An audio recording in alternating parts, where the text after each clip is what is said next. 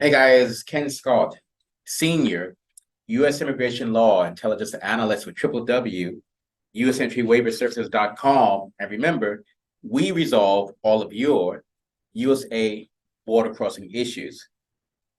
Well, today, September 7th, 2023. So, thought I'd just make a quick video about a topic that you guys really need to be aware of. The topic of today's video is U.S. entry waiver processing time. You guys, again, some of you guys really need to get some patience with this stuff because this stuff is not going to go fast for the most part. And I want to do a bit of a tutorial today. So we'll go over a few things that tie into the topic to let you guys see quickly here. You guys normally see, the videos back here, and I'm often sit right there. So today is going to be a bit of, like I said, a bit of a tutorial. Okay, I think that's good. So just want to let you guys know that. Guys, so in my hand right now, I have an actual U.S. entry waiver application. You guys obviously cannot see it, but it says right here, application for advance permission to enter as a non-immigrant. So just to keep things in simple terms, this is an I-192 waiver. Sometimes you need other types of waivers, but for today's lesson, we'll stick with the I-192 non-immigrant waiver. And let me fix this screen again. So regarding the processing time for these waivers, you guys got to understand, this is an 11-page document. Now, use these discount waiver companies, and they just slap this stuff together like this, you get your denial, then, it's your fault. No one else but you. You got to understand, each case is different, and CBP will adjudicate each case on its merits, and it's done on a case-by-case basis. Let me say it again. It's done on a case-by-case basis. Let me say it again. It's done on a case-by-case basis. Let me do it one more time.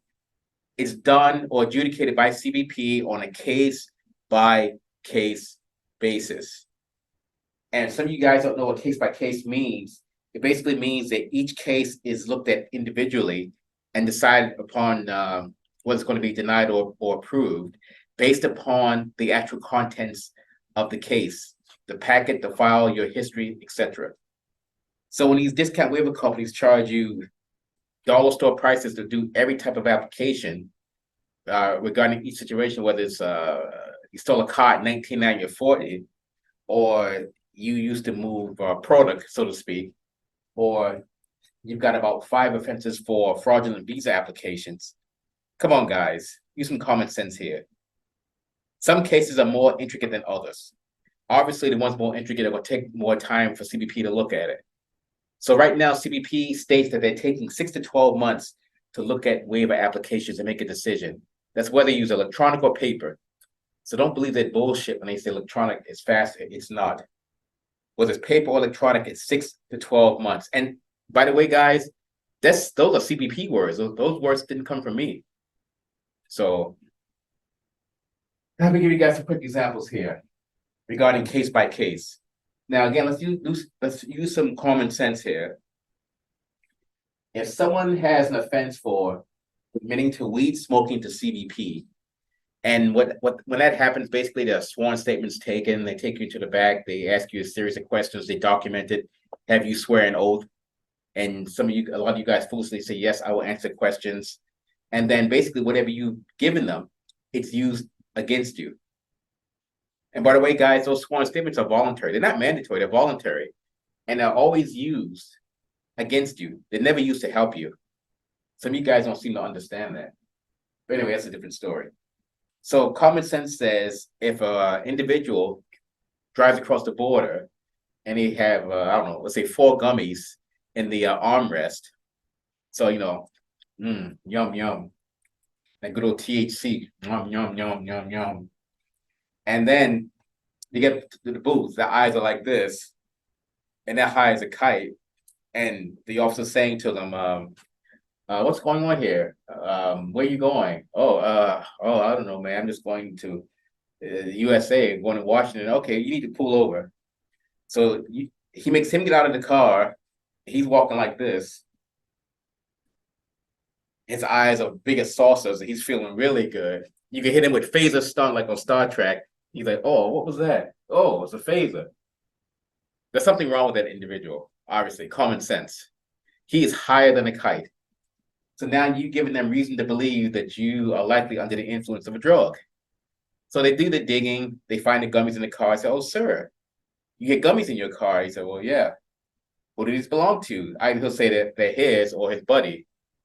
But the thing is, they're going to be his anyway, just for possession purposes.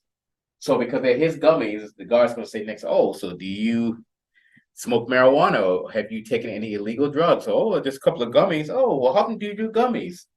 "Oh, a couple of times a week." "Oh, okay. What else have you done?" "I did a couple of bumps, rails and." "Oh, okay, excellent, excellent. Okay, okay." So the officer searching his car, and he finds some dillies. He says, "Oh, are these yours?" "Yeah." "Why do you have dillies in your car? And why are they packaged individually for sale?" Now you guys know where this is going. He's definitely inadmissible. But let's take the dillies out. There's no dillies. So just for the fact he found the gummies and the person admitted to drug use of CBP, that person is deemed inadmissible. You say, "Okay, I can." So yeah. So what's the point?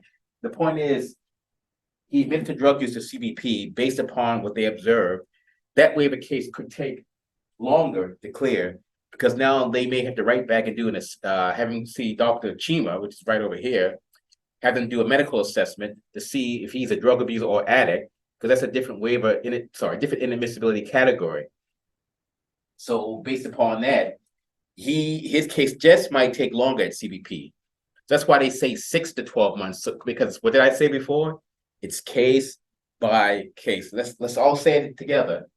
Case by case. So when you guys ask, "But how long will it take?" It's case by case. "Well, Ken, can we speed this up?" Nope.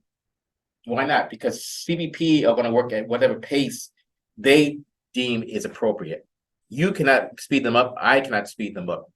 Joe Biden cannot speed them up. So that's a given. Anyway, so someone has a offense for possession for the purpose of trafficking. If that packet is not done correctly, they're going to get denial because certain things they look for in PPT cases that these discount waiver companies and lawyers don't know, apparently, what we're finding out. So if they don't see the required things for PPT, especially PPT, you're denied. Then we have to redo it and obviously charge you more to turn around the damage. But getting back to the waiver application, I want to show you guys, I'm just going to skip the boring parts.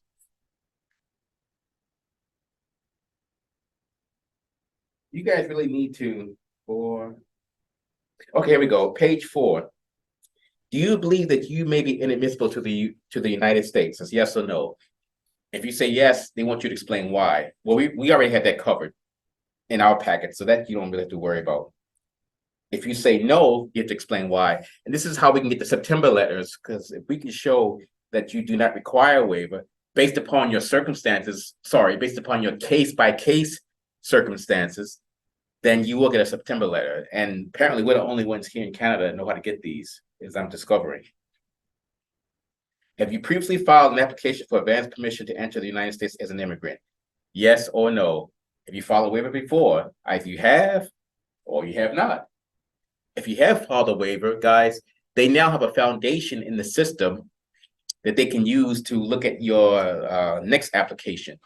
So if you cheaped out at Batman's pardons and waivers, and then you got a denial, you've now given Homeland Security a foundation.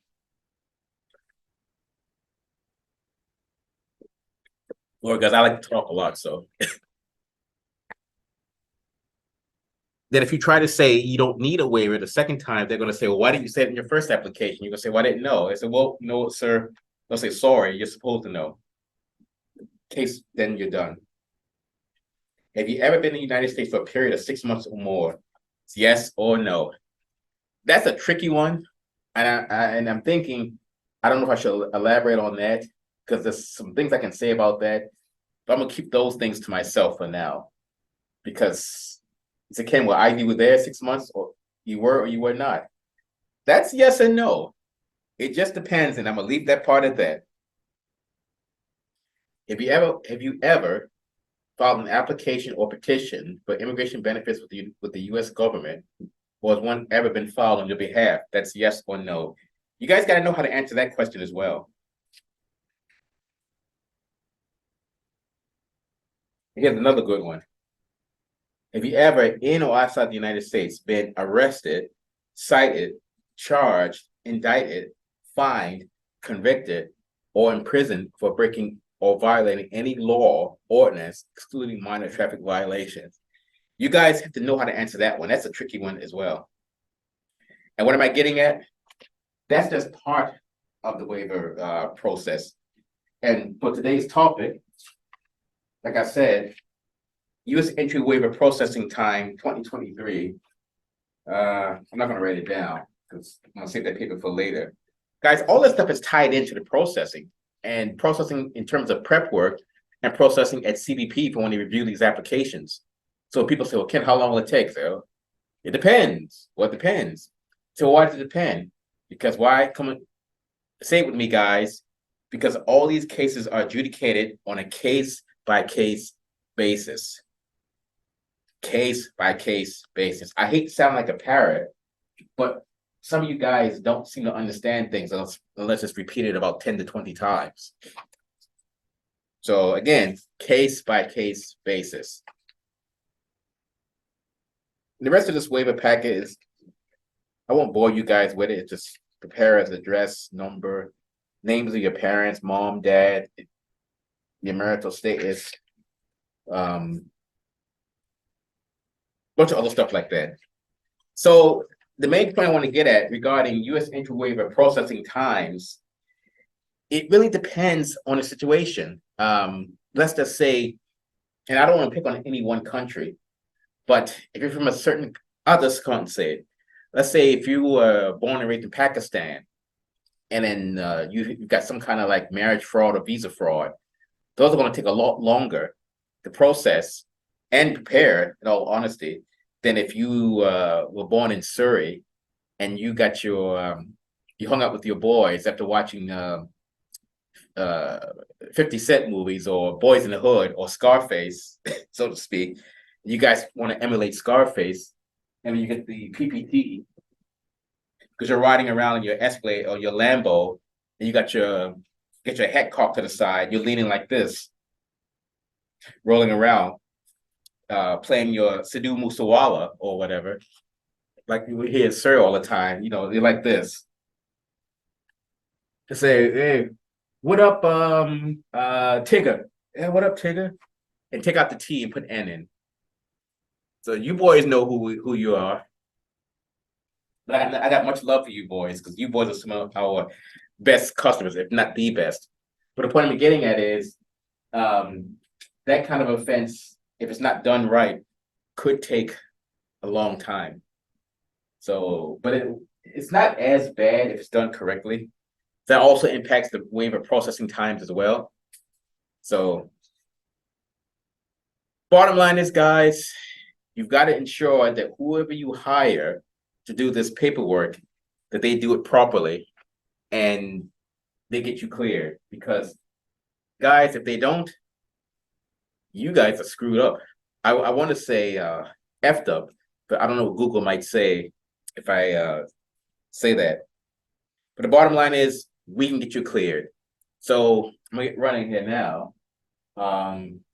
Ken Scott, Senior, U.S. Immigration Law Intelligence Analyst for www.usentry-waiver-services.com, and that's 888-908-3841 or 604-562-8140. Remember, guys, U.S. entry waiver processing times can vary. Why? On a case, well, vary because it's judged on a case-by-case basis. I'm gonna say one more time, case-by-case basis. So how long will it take? 6 to 12 months, depending upon the situation, since it's done on a case-by-case basis.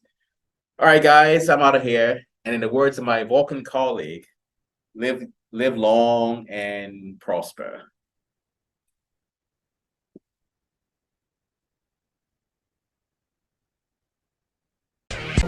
Why you should be denied entry to that country. So if you're denied entry to the United States for criminality, maybe at a bar fight, or maybe you were accused of I don't know. It's okay. You didn't do it. This is what you want to do.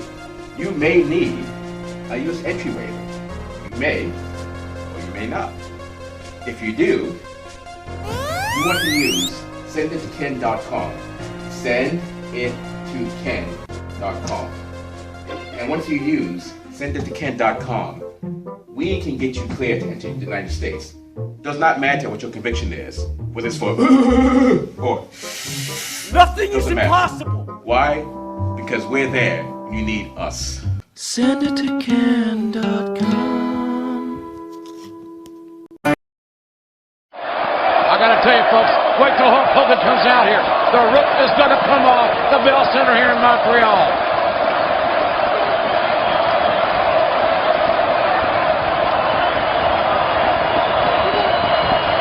As the anticipation builds, you can feel it. The legendary Hulk Hogan is a heartbeat away